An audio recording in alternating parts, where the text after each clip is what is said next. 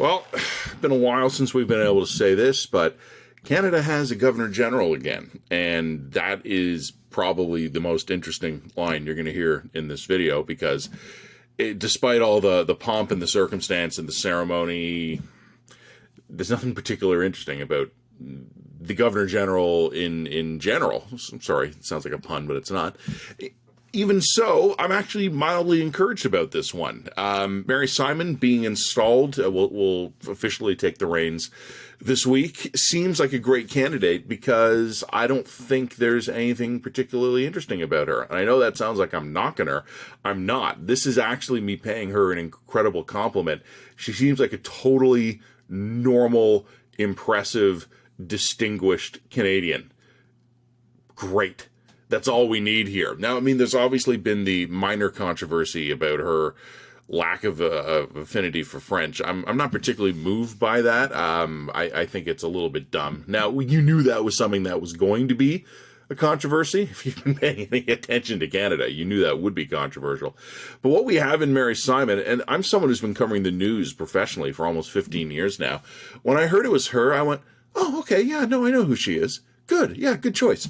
And that was it. I didn't have any other visceral reaction because I specifically remember, before Julie Payette was announced as our last Governor General, there was this kind of whispers coming out of Ottawa. Oh, it's going to blow your mind. The Governor General is going to be incredible.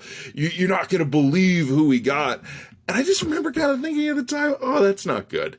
The Governor General is supposed to be an incredibly quiet, successful, dignified, unobtrusive person. They can have a great career. We've had a couple of journalists who've done a fine job. David Johnston, academic. These people aren't without profile. I'm not saying that they're unheard of, but they're not people who seek the center stage.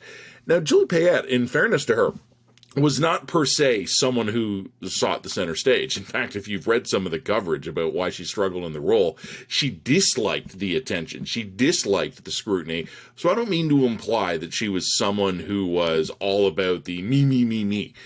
But she was someone who obviously had a sense of herself that did not align with the role. Mary Simon is someone, and again, I don't pretend to know a ton about her. The only reason I was familiar with her was some of the work she had done on Arctic issues during previous governments that I'd covered. She is someone who is very good within her field, is very respected within her field, is not going to, as far as we can tell, be provocative or problematic for the government, and is probably someone who, just by nature of her accomplishments, and apparently, from what I've read, by her personality as well, is going to not make waves. That is all we ever needed in that role. It tells you a lot about our current Prime Minister, that he was so wowed by the astronaut we put into the last one. The problem with the last one is that they spent so much time looking at what Julie Payette meant in theory that they obviously didn't ask a lot of questions about what she would mean in reality. I have no idea how this is going to go with Mary Simon, but at least we seem to be getting right back to basics here. Dignified, intelligent, thoughtful, and quiet.